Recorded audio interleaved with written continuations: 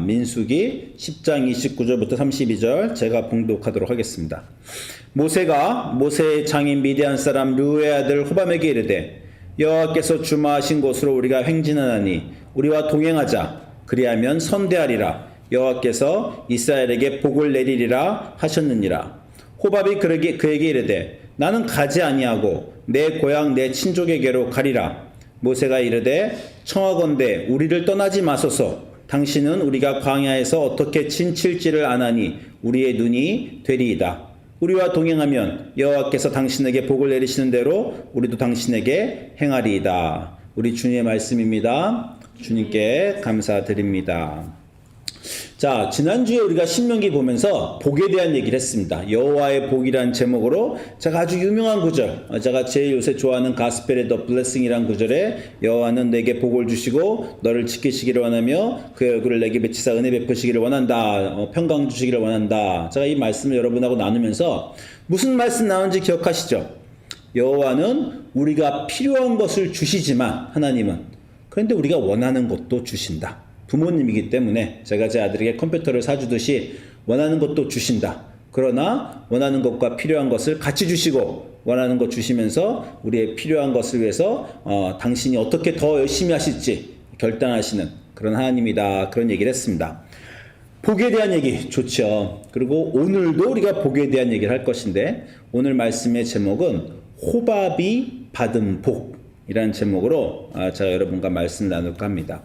지난주에 말씀드렸다시피 민수기는 시내산에서 시작합니다. 시내산에서 출애굽기에서 시내산에 도착했고요. 출애굽기 18장 19장에 시내산에서 도착해서 20장부터 법을 쭉 받아서 레위기 내내 법을 받고 그리고 민수기도 1장부터 9장까지는 시내산입니다. 1장부터 9장까지는 시내산이고 우리가 지난주에 본 이 말씀 있잖아요. 여호와는 내게 복을 주신다. 이것도 시내산에서 아론을 통해서 백성들에게 하신 복이에요. 그리고 나면 이제 드디어 민수기 10장 가야 시내산을 떠납니다. 민수기 10장 가면 이렇게 써 있어요. 둘째 해. 아마 둘째 해는 이스라엘이 애굽을 출발했을 때부터 달력이 새로 시작했겠죠. 애굽을 출발한 이후로 둘째 해, 둘째 달 20날에 벌써 2년 2개월 20일이 갔습니다. 그때 구름이 증거장막에서 떠오르며 이스라엘 자손이 드디어 시내 광야, 아까 먹은 거기서 출발해서 이제 길을 떠납니다. 이제 사막 길을 떠나는 것이 이제 민수기 10장의 장면이에요. 그래서 이제 사막길 여행을 하는데, 근데 오늘 구절 보니까 의아한 장면이 있습니다. 오늘 이제 10장에 막 떠나자마자 바로 떠나는 길에 모세가 모세의 장인 미디안 사람 르우의 아들 호밥에게 이르되 우리와 같이 가자 이렇게 말을 하는 겁니다. 일단 요 구절에서 여러분이 한 가지 이제 짚고 넘어가 될 사람이 있어요. 호밥은 도대체 누군가? 우리가 이제 성경 퀴즈 대회 하잖아요. 성경 퀴즈 대회 할 때 바이블 트리비아 영어로는 그러는데 100점, 200점, 300점, 400점에서 400점 문제입니다. 제일 어려운 거. 모세의 장인의 이름은 뭡니까? 뭐예요? 이게 답이 나오기 어렵습니다. 왜냐하면 이름이 한두 개가 아니기 때문이죠. 모세의 장인은요, 적어도 성경에 3명이 나와요. 예. 출애굽기 2장 11절 갔더니 모세가 처음에 십보라를 만날 때 십보라가 아버지에게 가니까 그 아버지 르우엘이 십보라한테 모세의 아내가 될 사람이죠. 너희가 어째 이렇게 속히 돌아오느냐. 그래서 르우엘이라는 이름이 한번 나오고요. 그 다음에 모세가 이제 하나님의 호렙산으로 가기 전에 출애굽기 3장 1절 보면 모세가 그의 장인 미디아 제사장 이드로의 양떼를 친다. 이드로 영어로 하면 제트로입니다. 제트로의 양떼를 쳤다 그래서 이름이 벌써 2개가 나와요. 르우엘이 있고 이드로가 있습니다. 그리고요 사사기 4장 11절 가면 이렇게 써 있어요. 모세의 장인 호밥의 자손 중 겐사람 헤벨이 어디에 장막을 쳤다. 자, 벌써 성경에 모세의 장인 이름이 셋이 나오는데 르우엘이 나오고 이드로가 나오고 호밥이 나옵니다. 이름이 여러 개인 건 문제가 되지 않아요. 성경에 여러 사람들이 이름이 2개입니다. 여러분 아세요? 우리 부모님 세대는 다 이름이 2개였어요. 어렸을 때 태어났을 때 아명이 하나 있고 아명은 이제 뭐 개똥이나 뭐 여러 가지 안 좋은 이름 붙이죠. 그래야 오래 산다고. 나중에 진짜 이름이 있고. 이름이 2개인 건 성경에서도 아주 흔히 나옵니다. 성경에서 이름이 3명인 사람은 아주 드물게 나오지만 또 없는 건 아니에요. 당장 여러분 이름 3명인 사람 누구 압니까? 성경에서. 베드로 있잖아요. 베드로 이름 3개예요. 베드로, 시몬, 시바. 게바라고 하죠. 게바와 시몬과 베드로. 베드로만 해도 이름이 3개입니다. 그리고 다른 데 보면 이름이 3개인 사람이 아주 흔하진 않지만 가끔 나와요. 그래서 모세의 장인의 이름이 여러 개였다. 같은 사람인데 물론 이렇게 생각할 수 있습니다. 르우엘과 이드로와 호밥 이렇게 생각할 수 있는데 르우엘하고 이드로 2개의 이름은 괜찮아요. 근데 한 가지 문제 뭡니까? 호밥이 문제. 호밥이. 왜냐하면 좀 전에 뭐라 그랬어요? 모세의 장인 르우엘의 아들 호밥이라고 민수기에서 말하고 사사기에서는 모세의 장인 호밥이라고 하잖아요. 그래서 이제 호밥이라는 이름이 헷갈리는 겁니다. 호밥이 모세의 장인이냐? 호밥이 모세의 장인 르우엘의 아들이면 모세한테 뭡니까? 모세의 장인의 아들이면 모세의 아내인 십보라의 형제니까 모세한테는 처남이에요. 이게 그 관건이야. 호밥이 모세의 장인이냐 모세의 처남이냐. 자, 요즘 아주 즐겨 찾는 것이 AI 챗 GPT입니다. 여러분 써보셨어요? 구글에서 설치하다가 요즘 AI 챗 GPT한테 제가 아주 폭 빠졌어요. 많은 즐거움을 얻고 있습니다. 그래서 이걸 물어봤어. AI 챗 GPT한테 모세의 장인은 호밥이며 호밥은 모세의 장인인가 모세의 처남인가. AI 챗 GPT가 대답을 못합니다. 역시 목사님은 AI 시대에도 살아남을 수 있어. 그래서 저는 제가 이게 진짜 우스갯소리로 지난주에 내가 설교 뭐였는지 기억하세요? 우리 아들이 게이밍 PC를 원하는데 게이밍 PC를 사주면 애가 게임을 너무 많이 할까 걱정된다. 제가 얘기했잖아요. 나 이거 챗GPT에 쳐봤어. 챗GPT 그대로 My son wanted a gaming PC but I'm afraid that he might play too much if I buy. 그렇게 썼거든요. What should I do? 야, 챗GPT가 한 페이지를 요약을 해주는데 일단 사주기는 사주되 너무 안 사주면 안 됩니다. 그러나 애를 사주면서 넘버원 이렇게 애하고 계약을 맺으시고 넘버2 애의 마음에 상처 주시 마시고 와 진짜 상담 설교한 거 그대로 와 한 페이지 상담을 쫙 해줘요. 제가 야 정말 미래에는 상담가가 필요 없겠다 이렇게 생각했지만 목사님은 미래에도 필요합니다. 챗GPT가 성경의 이 어려운 문제를 해결을 못해요. 자, 제가 설명을 드릴게요. 장인과 처남은요 히브리어로 어원이 같습니다. 장인은요 호텐이에요 히브리어로. 그리고 처남은 히브리어로 하탄입니다. 근데 여러분이 아실지 모르지만 성경은 원래 써질 때요 자음밖에 없었어요. 하타엔, HTM만 있었는데 원래 히브리어는 자음밖에 없습니다. 근데 나중에 모음을 붙인 거예요. 그러니까 장인과 처남이 둘 다 하탄 호텐이 같은 히브리 어원인데 나중에 사람들이 모음을 붙이면서 하탄 호텐을 좀 헷갈렸던 듯해요. 그래가지고 한 군데서는 사사기에서는 모세의 하탄이 호밥이라고 나오고 그리고 오늘 본 장에서는 르우의 아들 모셋의 호텐이 르우의 아들이 호밥이라고 나오는 겁니다. 그러니까 좀 헷갈리게 되죠. 이런 거는 성경의 컨텍스트를 갖고 우리가 답을 내야 됩니다. 한쪽에서는 똑같은 어원이니까 하탄이라고 해석했고 또 하나는 호텔이라고 해석했을 때 어떻게 하느냐. 일단은 여기에 아들이라는 히브리어는 분명하거든요.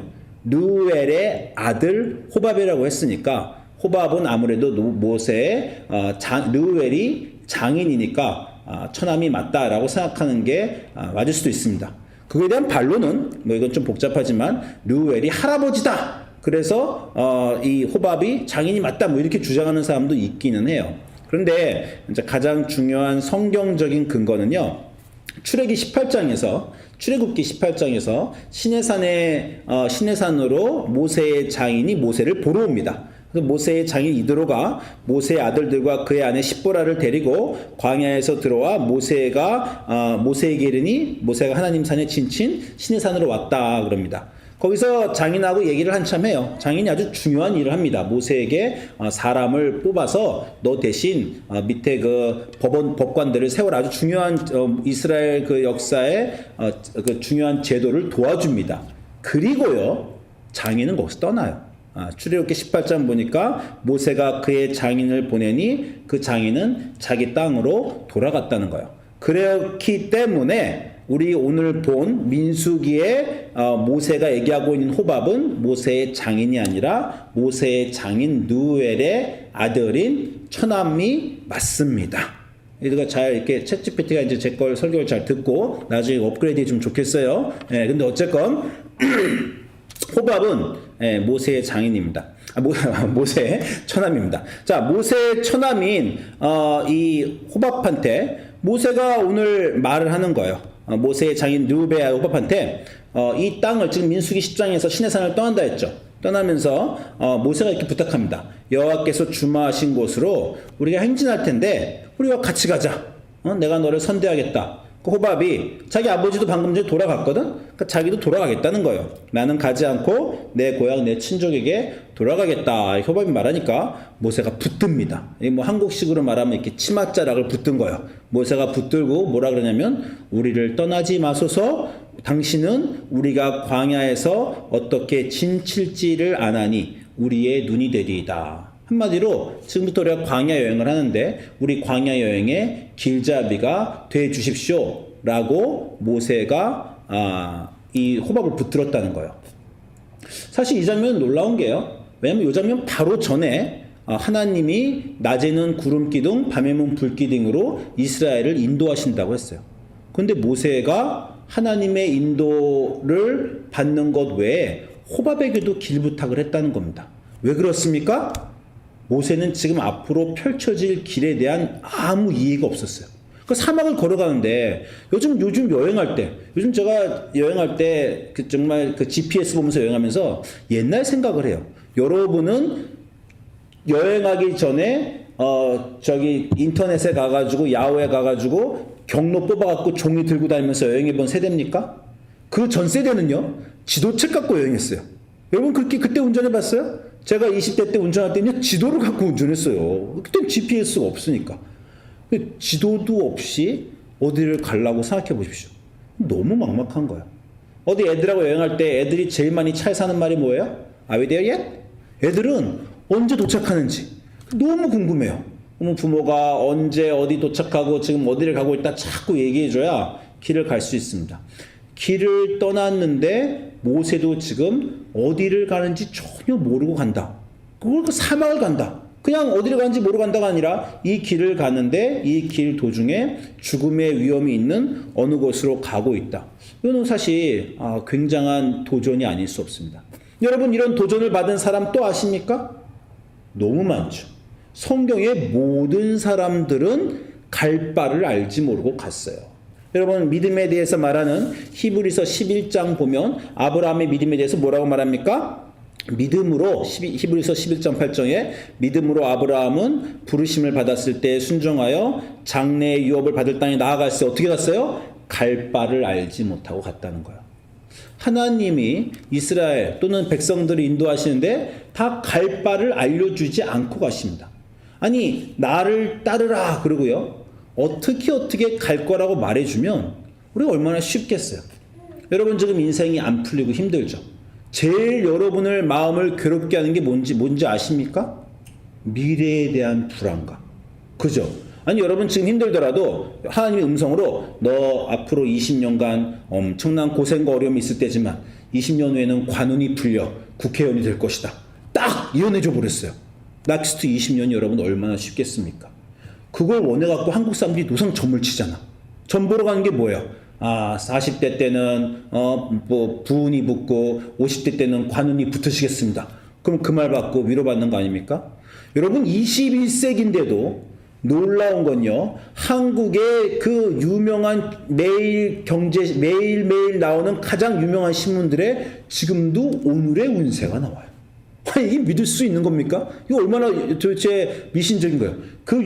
경제적으로 모든 과학적으로 써져야 되는 신문에 여전히 매일 오늘의 운세가 나옵니다. 그럼 사람들은 아침에 출근하기 전에 오늘의 운세를 봐. 자기 12간지에 따라서 오늘의 운세 보고 아이고 오늘 나 운 좋대네. 기분 좋아가지고 위안받고 가는 거예요. 그게 바로 사람입니다. 미래에 대한 불안감. 앞으로 내가 지금 어떤지는 아무 상관없어요. 미래가 확실하다고만 알면 아니 지금 내가 너무 잘 나가고 있지만 앞으로 5년 후 10년 후는 다 망할 겁니다. 이러면은 지금 잘 나가는 게 아무 소용없죠. 미래에 대한 불안감이 우리를 붙들고 있는 겁니다. 그 불안감을 하나님이 해소를 해주신다면 얼마나 좋겠어요. 만약에 우리 보고 뉴 크리에이션이 개척교회한 지 13년 됐는데 17년째가 되면 교회가 갑자기 부흥한다. 그럼 17년 동안 우리 하나도 안 힘듭니다. 그죠? 그냥 룰루랄라 17 세워라 빨리 가라 17년만 되라 이럴 거 아니야. 미래에 대한 불안감이 여러분 인생에 가장 힘든 거예요. 지금 20대고 30대고 50대인데 앞으로 이대로 계속 안 되는 게 아닐까. 이대로 내 인생은 계속 잘 안 풀리지 않을까. 그러한 걱정감이 여러분을 휩쓸고 있는 겁니다. 그렇게 하나님이 백성들을 이끄시는 이유는 뭡니까? 제가 대학교 때 한국에 나폴레옹 농담이 많이 있었어요. 뭔지 아세요? 나폴레옹이 나를 따르라! 그래서 나를 따라가서 한참 산을 올라갔더니 산꼭대기에 올라가서 이 산이 아닌가 배. 다시 가자! 그래서 다시 한 산을 올라갔더니 이 산이 아닌가 배. 이런 농담 진짜 많았습니다. 혹시 들어보셨어요? 누구 말을 들었는데 그 사람 말 딱 듣고 가니 그 사람이 야 이쪽으로 가는 게 맞아. 한참 가다가 여기 아닌가 보다. 이렇게 말했다는 거죠. 그 농담이 왜 나왔어요? 나폴레옹은 아주 훌륭한 리더인데 훌륭한 리더들도 한참 따라가다 보면 실수할 수 있다. 그런 걸로 그런 농담이 나온 겁니다. 하나님이 전적인 신뢰를 이스라엘에게 요구하세요. 나를 따르라. 한참 가다 보니까 하나님 이 산이 아닌 것 같은데요. 이 길이 아닌 것 같은데요. 그 길이 나오는 순간이 우리 인생에 있습니다. 하나님은 그때도 나를 따르라. 나는 너의 전적인 신뢰를 바란다라는 것이야. 제가 말씀드렸지만 민수기에서의 여행길은요. 어떤 사람은 14일 걸린대요. 어떤 사람은 40일 걸린대요. 걸어서 14일이나 40일밖에 걸리지 않는 길을 이스라엘 민족은 40년을 갔습니다. 무슨 말입니까? 목적지에 도착하는 게 목적이 아니라는 거예요. 거기에 도착하는 게 목적이면 그거는 빨리 그냥 가면 됩니다. 하나님이 이스라엘을 광야 여행을 통해서 하시고자 하는 건 뭐예요? 너가 거기에 도착해서 약속의 땅인 가나안으로 들어가는 것이 중요한 게 아니라 그 길에서 네가 어떤 사람이 되는가가 나는 중요하다. 나를 전적으로 신뢰하는 그러한 백성이 되는 것이 중요하다라고 하나님 말씀하고 계신 겁니다. 여러분 인생에 지금 어려운 일이 있죠. 우리는 어떻게 기도합니까? 빨리 이 문제를 해결해 주셔서 빨리 제 인생 안착되고 직장 잘 갖고 앞으로 그냥 쭉 그대로 가는 그 좋은 궤도 안으로 들어가는 삶을 주십시오. 라고 우리는 기도하죠. 하나님이 못 주시겠어요? 하나님 이스라엘을 바로 그냥 가나안으로 못 데리고 가시겠습니까? 근데 왜 40년을 빙 도는 거야? 거기에 도착하는 것, 네 인생이 안정화되는 것, 네가 원하는 대로 네 인생이 안정되고 탄탄대로로 가는 것이 중요한 게 아니라 거기에 가기까지 네가 얼만큼 그 모든 상황에서 나를 신뢰하는 그런 사람이 되는가를 보겠다라는 것입니다. 여러분 아브라함이 갈 바를 알지 못하고 하나님을 따라갔어요. 그리고 심지어 갈 바를 알지 못하고 갈 뿐만 아니라 여러 번 이 길이 진짠가? 이분이 진짠가? 그런 의심하는 순간들이 많이 있었습니다. 뭐예요? 나를 따라오라 그러고 많은 민족의 조상이 된다 그랬는데 애가 안 생기는 겁니다. 75세 때 방문한 것도 이상한데 25년 동안 아들을 안 주세요. 그러니까 별짓 다 해보잖아요. 막 이집트로 내려갔다가 이스마엘도 가져봤다가 별일 다 합니다. 그리고 심지어 100세에 이제 이삭을 가졌는데 그 100세에 가진 이삭을 하나님이 희생제물로 바치라고 해요. 많은 사람들이 그 구절을 보면서 하나님이 도대체 아브라함한테 뭘 하시는 거냐? 이렇게 어려운 명령을 주시는 거냐? 이런 질문들을 합니다. 근데 하나님이 아브라함한테 지금 뭘 하고 계시는 거예요? 갈 바 알지 못하고 나를 따르라. 약속은 주셨어요. 네가 복의 근원이 된다. 많은 민족의 조상이 된다. 세상 모든 사람들이 너로 인해 복을 받는다. 근데 그 과정을 전혀 안 가르쳐 주실 뿐 아니라 그 과정과 전혀 반대길로 인도하신다는 거예요. 여러분에게 하나님이 놀라운 뜻을 갖고 계십니다. 믿습니까? 아멘 해야죠, 여러분. 그죠? 근데 여러분 왜 아멘 못해요? 그럼 목사님, 제가 지금쯤에는 대학도 잘 나오고 직장도 잘 되고 미래에 가능성이 있는 길을 제가 가고 있어야 그래야 이 좋은 궤도로 잘 가고 있는 여러분이 결국은 잘 될 겁니다 라고 하는 말씀을 듣지 제 인생은 지금 정반대로 가고 있습니다. 저기 영향력을 주는 많은 성공한 사람들, 젊은 나이에 국회의원이 되고 회사 CEO가 되고, 아니 그런 사람들에게 그 위대한 약속은 맞을지 모르지만 저는 지금 이렇게 루저처럼 찌질하게 내 동년배 사람들보다도 잘 못 나가고 있는 그런 저한테 위대한 길을 가신다고 하시면 그걸 어떻게 믿겠습니까? 아니 우리가 이렇게 대답할 거 아닙니까? 그게 아브라함의 인생이었잖아. 계속 안 됐단 말이야. 그러고 나서 100살 넘어서 가진 이삭을 잡으라고 했습니다. 근데 여러분, 사람들이 하나님이 아브라함한테 왜 그러시냐 이렇게 말하지만, 만약에 하나님이 아브라함한테 이삭을 잡으라 그러지 말고요, 쉽게 그냥 네 집 개를 잡아라 이렇게 만약에 말씀하셨어요. 그래서 아브라함이 집에서 키우던 아끼던 개를 잡았어요. 그러면 아브라함이 지금 전 세계의 믿음의 조상이 됐겠습니까?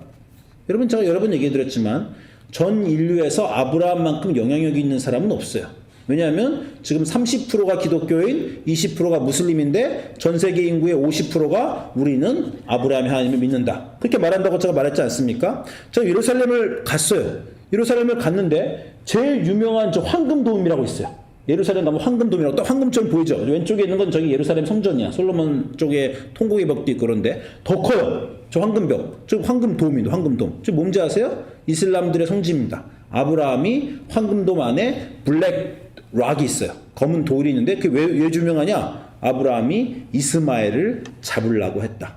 기독교하고 유대교하고 무슬림의 차이는 그냥 그겁니다. 하나님이 아브라함에게 아들을 잡으라고 했는데 그 아들이 이삭이라고 생각하면 유대교 기독교고 그 아들이 이스마엘이라고 생각하면 무슬림이에요. 그냥 그 아들이 누구냐의 차이지, 중요한 건 아들을 잡으라고 했는데 아브라함이 진짜 잡으려고 했다.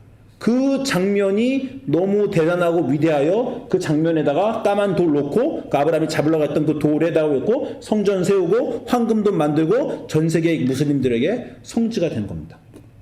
우리 인생의 쉬운 길들, 다 예상할 수 있는 길들, 그걸로만 가면 그 정도 대학 나오고 그 정도 직장 갖고 그런 부모님 갖고 앞으로 이렇게 쭉 가면 내 인생 된다라는 그 길에서 하나님이 내가 너에게 복 주고 너를 위대하다고 만들다고 했을 때 그 길을 간 사람이 너희 집 개를 잡으라 했을 때 개를 정도 잡은 사람이 어떻게 위대하게 되겠어요? 어떻게 다른 사람에게 위대한 조상으로 인도함을 받겠습니까?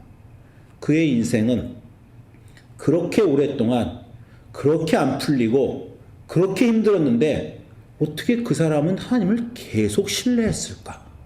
그 생각이, 어떻게 그 사람은 그 어려운 그 늦게 가진 아들을 바치라고 한 그 순간까지도 하나님을 신뢰했을까? 그 놀라운 인생이 그 사람을 그 위대한 인생으로 만드는 겁니다. 아브라함은 왜 그랬을까요? 하나님을 믿었죠. 뭘 믿었어요? 너를 복의 근원으로 만들겠다. 그게 성경이 말하는 아브라함의 믿음이 아닙니까? 너에게 많은 자손을 주고 너를 복의 근원으로 만들겠다. 누구에게? 75살까지 아들 하나도 없는 변방의 촌부에게. 그랬더니 아브라함이 그걸 믿어서 그 믿음이 의가 되었다는 거잖아요. 여러분에게 하나님이 신뢰를 요구하십니다. 나를 따라와라. 내가 너를 위대하게 만들겠다. 너의 인생이 지금 아무렇지 않게 보이지만 나는 너에게 큰 계획이 있고 너를 통해서 큰 일이 일어날 것이다. 사실 아브라함은 아무것도 못 봤어요. 죽을 때까지. 아브라함 죽을 때까지 위대한 일 한 거 거의 없습니다. 그런데 그냥 아브라함 믿었죠. 죽고 나서 몇천 년 후에 이렇게 위대한 사람이 된 거예요. 하나님 여러분에게 그런 말씀을 하십니까? 너에게 복을 주겠다. 조건은 뭐예요? 그 복이 성취될 때까지 아무것도 안 보일 수 있다. 사막 길은 아무 길도 안 보이며 심지어 거꾸로 간다고 느껴질 수 있다. 그래도 나를 신뢰하고 따라올 수 있겠냐? 그리고 물어보시는 겁니다. 오늘요, 오늘 9절에서 모세가 호밥한테 가자 그래요. 가자 그러는 이유가 뭐예요? 우리와 같이 가자. 내가 너를 선대하겠다. 왜 선대하느냐? 여호와께서 이스라엘에게 복을 내리시겠다고 약속하셨기 때문이다. 모세가 지금 이스라엘 민족을 이끌고 사막을 가는 이유는 뭡니까? 갈 길을 알지 못하고 길을 잃어버리고 물이 떨어지면 죽을 사막길인데 심지어 출애굽을 시킨 이유는 뭐예요? 한 가지 믿었죠. 여호와가 복을 준다고 하셨다. 나는 가겠다. 그렇지만 그 복을 받는 길에 갈 길을 알지 못하는 건 팩트야. 팩트. 사실이야. 그죠? 그렇지만 이 길을 가다 보면 복을 받는다는 건 믿겠다라는 거죠.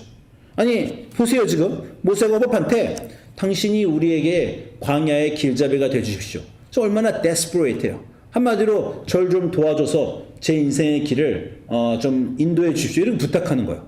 근데 원래 우리가 누구에게 부탁하면요, 저를 좀 이끌어 주십시오. 그 말은 뭐예요? 당신으로 인해 내가 좀 혜택을 받게 해 주십시오. 그런 말이야. 그죠? 나를 이끌어 주십시오. 근데 모세는 좀 거꾸로 말합니다. 나를 이끌어 주십시오. 내가 복을 주겠습니다. 이게 사실은 거꾸로 되는 거 아니에요? 나를 따라와라. 내가 복을 주겠다. 이렇게 해야 되는데 당신이 우리보다 광야를 잘 아니 당신이 우리를 이끌어 주십시오. 라고 부탁은 거꾸로 하면서 복은 내가 준다 그러는 거예요. 왜 그렇습니까? 그 복을 주는 것에 대한 하나님의 약속에 대한 확신이 모세에 있기 때문이에요. 우리가 지금 이렇게 찌질하고 갈 길도 모르고 노예들이 탈출해서 아무것도 모르지만 당신의 도움이 필요하지만 그러나 우리는 우리의 인생을 통해서 우리 역사를 통해서 하나님이 복을 주실 것을 믿습니다. 당신이 우리 인도해 주시면 우리로 인해서 당신이 복을 받겠다라고 하는 겁니다. 자, 증거를 보여드릴게요. 모세가 이렇게 호밥한테 말을 했어요. 사사기 1장 16절 가니까 이 모세와 호밥, 모세의 장인 느우엘과 호밥의 족속이 나옵니다. 모세의 장인은 겐 사람이에요. 그 말은 그 호밥도 장인의 아들 느우의 아들도 겐 사람입니다. 이 사람들이 이제 미디안 제사장이지만 미디안이란 지역의 겐 족속의 사람들이에요. 겐 족속의 사람들인데 그 이후로 성경에 겐 족속이 가끔 나옵니다. 예를 들면 사무엘상 15장 6장을 보세요. 사무엘상 15장 6절에 하나님이 사울한테 저기 있는 아말렉 사람을 진멸하라 그럽니다. 사울이 아말렉 사람을 진멸하러 가요. 가기 전에 갑자기 뚱딴지 같은 이상한 구절이 나와요. 사울이 겐 사람에게 이르되 아말렉 사람 중에서 떠나가라. 그들과 함께 너희를 멸하게 될까 하노라. 이스라엘 모든 자손이 애굽에서 올라올 때에 너희가 그들을 선대하였느니라. 아말렉을 지금 초토화시키러 가면서 거기 있는 겐을 사울이 보호합니다. 왜? 모세가 약속했거든. 나와 함께 가면 너희 조상들 너희 자손들 복 받는다. 사울이 치러 가면서 겐 사람들을 살려주는 겁니다. 그 이후에 또 나와요. 다울이 나중에 전쟁을 하면서 엄청나게 많은 전리품을 갖습니다. 사무엘상 30장 가면 다울이 시글락에서 전리품을 많이 가지고 친구인 유다 사람과 베델에 있는 사람과 그 지병에 있는 사람들에게 선물을 주는데 겐 사람도 줍니다. 모세가 호밥한테 나랑 같이 가자 그랬어요. 내가 너를 선대하리라. 호밥은 비웃었을 겁니다. 길을 나한테 물어보면서 뭘 지가 나한테 잘해줘. 그러나 호밥은 따라가기로 했어요. 따라가기로 했더니 그곳에 간 모든 곳에서 호밥의 자손인 겐 자손이 이스라엘 사람들에게 두고두고 보호와 복을 받는 장면이 나오는 겁니다. 여러분이 그 정도의 믿음의 확신이 있어야 돼요. 여러분이 어디 가면 저와 함께 교회 가시죠? 그럼 그 사람이 여러분 그 사람은 잘 살고 있거든. 여러분 못 살고 있어. 그럼 그 사람 비웃습니다. 저와 함께 가시면 복을 받으실 겁니다. 그런 자신감이 여러분에게 있어야죠. 내가 지금 인생에 제대로 되고 있지 않지만 하나님의 약속으로 인해서 내가 이 교회에 이 신앙생활을 하고 있고 그러나 나의 인생은 나와 내 자손들은 하나님의 복의 근원이 될 것이며 그렇게 스스로 믿는 것뿐만 아니라 나로 인해서 내 주변의 모든 사람들도 복도 받을 것이다. 이 정도의 믿음이 여러분에게 있어야 됩니다. 제가 이번에 선교여행 다음 주에 갑니다. 아시죠? 목요일날 가서 다음 주엔 제가 없고 우리 전사님이 설교하실 것이고 어차피 첫 주니까 이렇게 하긴 할 거지만 제가 없어요. 이번 선교여행을 가면서 고민 많이 했어요. 왜냐하면 제가 말씀드렸다시피 우리 교인들이 아무도 안 가요. 교인도 안 가는데 목사인 나만 가서 뭐하나. 근데 제가 우리 교인들이 안 가니까 연예 사람들을 데려가기로 했다는 거 말씀드렸지 않습니까? 그래서 제가 모금을 했어요. 가면 우리가 조그만 러시아 교회들을 아주 무슬림 사회에 있는 정말 가정교회들을 우리가 도와줘야 됩니다. 그래서 모금을 했는데 제 모금액 목표가 2,000불이었어요. 오늘까지 지금 7,000불이 나왔습니다. 제가 지금 선교를 7, 8년 다니면서 이 정도 모금해 본 적이 없어요. 어떻게 도대체 7,000불이 모금이 됐지? 상상이 안 되는 돈이 저한테 모금이 됐어요. 그래서 제가 지금 무슨 생각하냐면 이번 선교 끝났다. 끝났다는 건 뭐냐면 나 할 일 이제 아무것도 없다. 이제 가면은 제가 막 인디안 학생들한테 막 복음도 전하고 말 해야 됐지만 제 마음이 가벼운 게 이미 내가 할 일 다 했다. 7,000불을 가지고 감으로써 이게 이제 각 교회마다 저희가 방문하는 그 조그만 교회 1,000불씩 저희가 헌금할 거거든요. 그러면 방이 하나, 교회 주일학교가 하나 더 생길 수 있습니다. 그 돈이 거기서는 커요. 많은 거 할 수 있기 때문에 가서 내가 여러 가지 선교에 가서 일도 하겠지만 이 선교헌금을 내가 갖다 줌으로 내 선교의 목표는 벌써 끝났다. 그래서 제가 이번에 굉장히 감동을 받은 게 제가 가기로 한 그 결정이 정말 잘 됐구나. 안 갔으면 7,000불 안 걷었어 못 갖고 가는 거 아닙니까? 그래서 내가 선교 가기로 한 게 하나님이 정말 제게 잘 인도하셔서 이렇게 큰 복과 도움을 다른 사람들에게 줄 수 있게 되었구나. 그 기쁨이 있습니다. 이 선교헌금이 어떻게 7,000불이나 들어왔을까요? 제가 내는 돈 아닙니다. 여기저기서 선교를 간다는 말을 듣고 사람들이 주셨어요. 근데 주신 분들 중에서요, 그냥 돈을 주신 분들도 있고요. 어떤 분은요, 주신 봉투 안에 기도 제목을 써서 줍니다. 기도 제목을 우리 아이들이 일을 이렇게 힘든데 목사님 선교 가시면서 이 선교 헌금 소중하게 쓰시면서 우리 아이들 위해서 기도해 주십시오. 그렇게 하시는 분들이 있어요. 저는 나쁘다고 생각하지 않습니다. 그 사람들은 뭘 믿는 거예요? 내가 이렇게 하나님을 섬기고 하나님의 선교를 내가 도우니 하나님이 내게 복 주시겠다. 그런 거 기복신앙 아닙니다. 여러분 히브리서에 믿음에 대한 우리가 가장 아는 잘 정의가 이거예요. 히브리서 11장 6절 믿음이 없이는 하나님을 기쁘게 하시기에 못하나니 하나님께 나아가는 자는 반드시 그가 계신 것과 그가 자기를 찾는 자들에게 상 주시는 이심을 믿는다라는 거예요. 그분들은 그걸 믿는 거예요. 이 헌금을 내가 드리고 선교를 도움으로 내와 내 자손들이 복을 받을 수 있다라는 걸 믿는 겁니다. 여러분, 저는 선교를 왜 갈까요? 선교적 열정? 복음에 대한 희망? 책임감? 아니에요. 저도 복 받으니까 하는 겁니다. 내가 이 선교를 다님으로 주의 일을 함으로 주의 종이 됨으로 하나님과 놀라운 관계가 맺고 그 관계 안에서 나와 내 자손이 잘 될 거라고 믿고 있는 복을 받을 거라고 느낌 때문에 저도 가는 거예요. 이렇게 선교를 가는 그 마음 안에 복을 받는다는 것이 우리에게 있습니다. 갑자기 내가 궁금해졌어요. 제게 선교헌금을 준 사람이 저에게 복을 주는 겁니까? 아니면 내가 선교를 가서 그 선교헌금을 그 사람들로 드리게 하여 내가 그 사람들에게 복을 주는 겁니까? 무슨 말씀인지 아시겠어요? 내가 가기 때문에 그 사람들은 선교를 할 수 있게 되고 선교헌금을 통해서 함께 복을 받을 기회가 열렸다는 거예요. 모세가 호밥을 초청했어요. 호밥이 모세에게 복을 주는 겁니까? 모세가 호밥에게 복을 주는 겁니까? 다시 물으세요. 말씀을. 모세가 이렇게 말해 호밥한테 우리와 동행하자. 왜? 우리는 길을 몰라. 네가 길잡이가 돼줘야지. 나를 도와줘. 네가 나를 도와줘. 부탁을 하면서 뭐라 그래요? 우리가 너를 선대할 것이다. 왜? 여호와께서 복을 내려주시기 때문이다. 우리와 동행하면 우리는 여호와께 복을 받을 사람들이기 때문에 너도 똑같이 복을 받을 것이다. 도움을 달라는 모세가 거꾸로 복은 주겠다고 하고 실제로 역사에서 그 일이 벌어졌습니다. 여러분은 복의 근원인지 믿으십니까? 지금 여러분의 인생이 어떤지가 중요한 게 아니라니까. 여러분의 신앙생활 전체를 통해서 성경 전체를 통해서 하나님이 말씀하는 건 뭐예요?